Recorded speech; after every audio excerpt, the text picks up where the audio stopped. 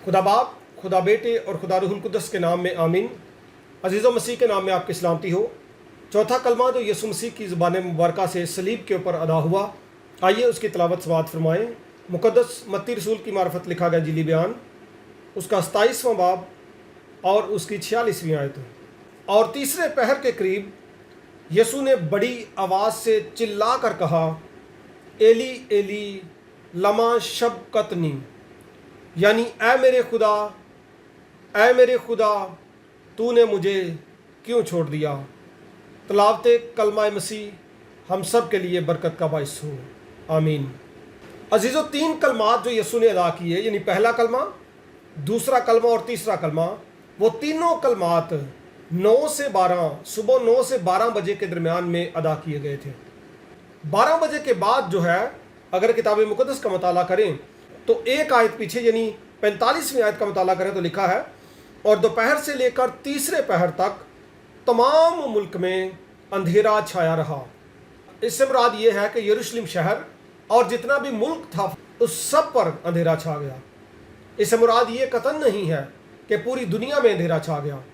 ऐसा ही है जैसा मुक़द्दस नूह के अयाम में तूफान आया तो वो मखसूस इलाके में जहाँ पे आबादी थी वहीं पे आया, तो यहाँ पे भी मखसूस इलाके में ही अंधेरा छा गया। इस अंधेरे के ताल्लुक से मुख्तलिफ जो हैं आरा पाई जाती हैं। कुछ मोतरज़ नाकदीन और कुछ आज़ाद ख्याल जो हैं वो ये ख्याल करते हैं कि ये सैंड स्ट्रोम था, तेज़ आंधी चली थी, तूफान था, गर्द आलूद हो गया था मौसम, और गर्द की वजह से यूँ लगता था जैसे अंधेरा छा गया। इसके ताल्लुक से ये भी बात पाई जाती है कि आजकल भी जिस तरह हम देखते हैं कई दफ़ा बादल छा जाते हैं और कुछ देर के लिए ऐसे लगता है जैसे दिन में ही तारीकी छा गई, ऐसा भी कुछ लोगों का ख्याल है। कुछ लोग सूरज ग्रहण की तरफ भी इशारा देते हैं। याद रखें, इन सारी बातों की बाइबल मुक़द्दस तरदीद करती है, और किताब मुक़द्दस में जो लिखा है वो ये लिखा है, और दोपहर से लेकर तीसरे पहर तक तमाम मुल्क में अंधेरा छा गया। और यही बात मुक़द्दस मरकस भी बयान करते हैं। मुक़द्दस मरकस की इंजील उसके 15वें बाब में यही बात वो भी बयान करते हैं। अगर मज़ीद मैं आपको बताऊं तो किताब मुक़द्दस में अंधेरा छा जाना ये कोई पहला वाक़या नहीं था। अगर आप बाइबल मुक़द्दस का मुताला करने के शौकीन हैं तो आपको पता होगा कि खरूज की किताब के 10वें बाब में जब खुदा मुक़द्दस मूसा को मिस्र की गुलामी से निजात देने जा रहा था, खुदा ने एक बला मिस्रियों पर यह भी नाजिल की कि 3 दिन सूरज नहीं निकला था। यूँ समझे कि रात तो थी ही थी, दिन का जो वक्त था वहाँ पे भी तारीकी ही थी। लेकिन अजीब बात यह थी कि जो इसराइली थे उनके घरानों में रोशनी थी। तो यहाँ से ये बात मैं आपके सामने रखना चाहता हूँ, उस वक्त भी सूरज तारीक हुआ मिस्रियों के लिए। इसके अलावा यूएल नबी ने इसकी नबूवत की थी। मुक़द्दस आमोस नबी ने 4 बाब में और 8वें बाब में इसके सूरज के तारीक होने की बात की थी। यीशु मसीह ने 24वें बाब में, मत्ती की इंजील 24वें बाब में सूरज के तारीक होने की बात की थी। अगर मुकाशवा की किताब का मुताला करें तो 6 बाब की 12वीं आयत में जहाँ पे 6ठी मोहर खुलती है तो सूरज के कमल की मानिंद तारीक होने का बयान मौजूद है। और इसी तरह मुकाशवा की किताब के 8वें बाब का मुताला करें उसकी 12वीं आयत का, तो वहाँ पे भी सूरज के तिहाई हिस्से की तारीकी का बयान मौजूद है। इससे मुराद ये है कि कहीं ना कहीं बाइबल मुक़द्दस में सूरज का तारीक होना हमें नज़र आता है। और सबसे अहम बात यह है कि ये खुदा के इख्तियार में, उसके कंट्रोल में है। जब भी चाहे वो सूरज को तारीक कर सकता है, और सूरज को आगे पीछे करने के बयानात भी किताब मुक़द्दस में कलमबंद हैं। ये सारी क्रिएशन जो है खुदा की तख्लीक करदा है, और इसका रिमोट जो है ये खुदा के हाथ में है। इसलिए ये कुछ ज़्यादा अचंभे की बात नहीं है कि सूरज तारीक हो गया। अचंभे की बात तो ये है कि उस वक्त क्यों तारीक हुआ। यीशु जब सलीब पे हैं उस वक्त क्यों तारीक हुआ। तो अजीज़ों, मैं आपको बड़ा वाज़े बताना चाहता हूँ, उस वक्त मुख्तलिफ कुर्बानियाँ जो पहले गुजरानी जाती थीं उनकी तकमील होने जा रही थी, और शहर से बाहर शुमाल की जानब बाहर जो कैलवरी का पहाड़ था, खोपड़ी का मुकाम, वहाँ पे सिन ऑफरिंग गुजरानी जा रही थी।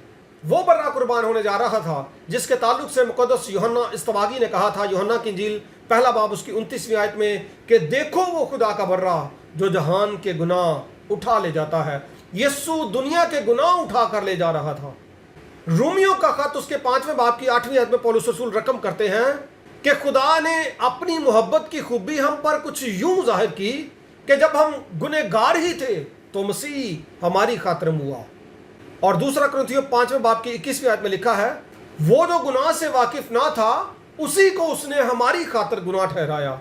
अब यहाँ पे मसीह जो था गुनाह ठहराया गया था। और किताब मुकद्दस में मुकद्दस हबक्कूक कहते हैं कि खुदा की आंख पाक है, वो बदी को देख नहीं सकती।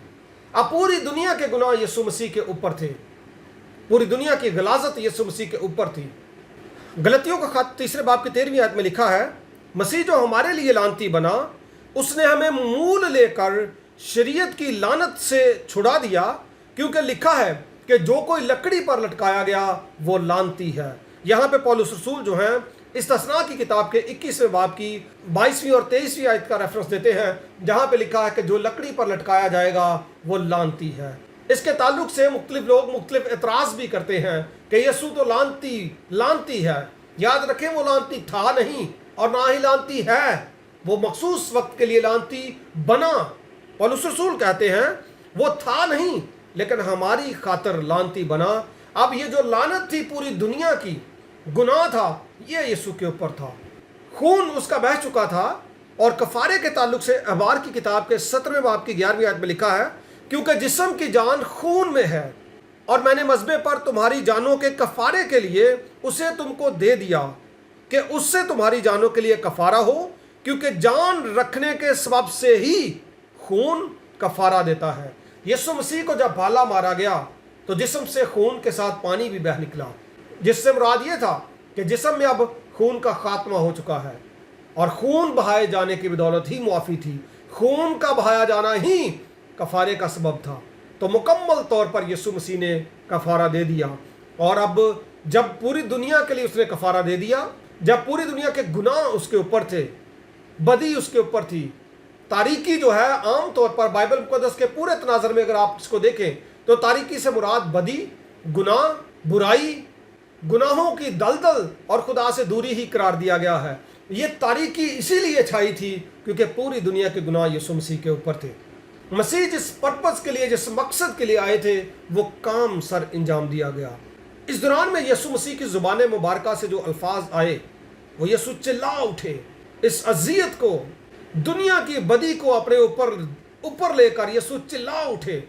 इंतहाई ज़िल्लत की हालत में, जब जिस्म लागर हो चुका था, खून बह चुका था, यीशु मसीह ने अपने बाप को खुदा कहकर मुखातब किया।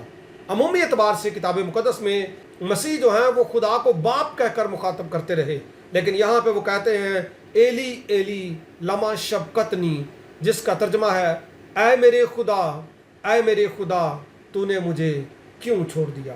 अगर मरकज़ की इंजील का मुताला करें तो वहाँ पे इलोही इलोही लिखा है, जो अरामी ज़ुबान के अल्फाज हैं। इस कलमे को देखकर वहाँ पे मौजूद लोग जो हैं वो ये ख्याल करने लगे कि शायद ये एलिया को पुकारता है। यहूदियों के नज़दीक एलिया के मोतबर, ताकतवर और ख़ास खुदा का बरगज़ीदा नबी था, और आग के भगोले में गायब होने के बाद से ये रवायात थी कि वो मुख्तलिफ रबियों पर ज़ाहिर होता रहा है, और वो समझते थे कि शायद इस शख्स के ऊपर भी एलिया ज़ाहिर हो। इसकी बुनियादी वजह लैंग्वेज ही थी, क्योंकि यूनानी में एलिया को इलियास कहते हैं। ये मिलते जुलते अल्फाज हैं, और इसीलिए शायद लोगों ने ये गलती की, उन्होंने समझा कि ये एलिया को पुकारता है। सबसे अहम बात जो इस कलमे में है वो ये है कि यीशु मसीह ने कहा ऐ मेरे खुदा तूने मुझे क्यों छोड़ दिया। याद रखें, यहाँ से मुख्तलिफ सवालात निकलते हैं। अगर खुदा ने यीशु को छोड़ दिया था तो फिर यीशु कौन था? क्या यीशु सिर्फ इंसान था, महज इंसान था? एक और सवाल भी जन्म लेता है कि क्या जो मरा वो उलूहियत मर गई, वो खुदा मर गया? मेरे अज़ीज़ों, ये एक थियोलॉजिकली बहुत ही अहम स्टेटमेंट है, जिसको समझने के लिए खुदा के पाक रूह की ख़ास बरकत, अलमियत का कलाम और ख़ास अंडरस्टैंडिंग चाहिए। याद रखें, जिस्म जो है, मैंने वाज़े कर दिया कि जिस्म जिसमें खून है, खून के अंदर जान है, और हम जो इंसान हैं ये मरकब हैं जिस्म यानी बदन, खून यानी जान, और रूह यानी नेचर का। ये तीन चीज़ों का मरकब है। और जब बात करते हैं हम कुर्बानी की और छोड़ देने की और यीशु मसीह के कुर्बान होने की, खात्मे की, तो वो उलूहियत की मौत नहीं हो सकती, क्योंकि उलूहियत मर ही नहीं सकती, और ना ही उलूहियत से जुदा हो सकती है। कहने से मुराद ये है कि खुदा जो है यीशु भी है और खुदा जो है वो बाप भी है। वो एक दूसरे से कतन जुदा नहीं हो सकते। जुदा होगा तो कौन होगा? जिस्म में से खून जुदा हुआ, वो जान निकल गई, जिसके ताल्लुक से लिखा गया कि जिस्म की जान खून में है। वो खून सारा कफारे के लिए अदा कर दिया गया, उसको छोड़ दिया गया। और फिर जो छोड़ा गया, उस बॉडी को छोड़ा गया जो यीशु मसीह ने तजस्सुम लेकर इख्तियार की थी, यानी इंसान का जिस्म लिया था, इंसान की बख्शिश, इंसान की निजात के लिए। और वो जिस्म ही मरा था, ना कि यीशु मसीह की रूह या नेचर, क्योंकि वो नहीं मर सकती। अलूहियत का खात्मा नहीं हो सकता और ना ही उसको छोड़ा जा सकता है। अलूहियत के साथ जुड़ी है।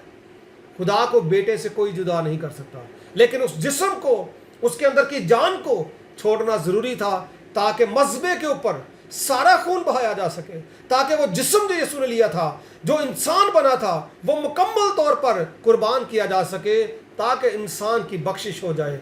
और जब हम यीशु मसीह के कफ़ारे पर ईमान लाते हैं तो मसीह की इंसानियत को पहन लेते हैं, मसीह की इंसानियत से जुड़ जाते हैं, और मसीह की इंसानियत के ज़रिए ही हम खुदा बाप की उलूहियत या मसीह की उलूहियत में शामिल होते हैं। और लिखा है कि जितनों ने उसे कबूल किया, उसने उन्हें खुदा के फर्जंद बनने का हक बख्शा, यानी उन्हें जो उसके नाम पर ईमान लाते हैं।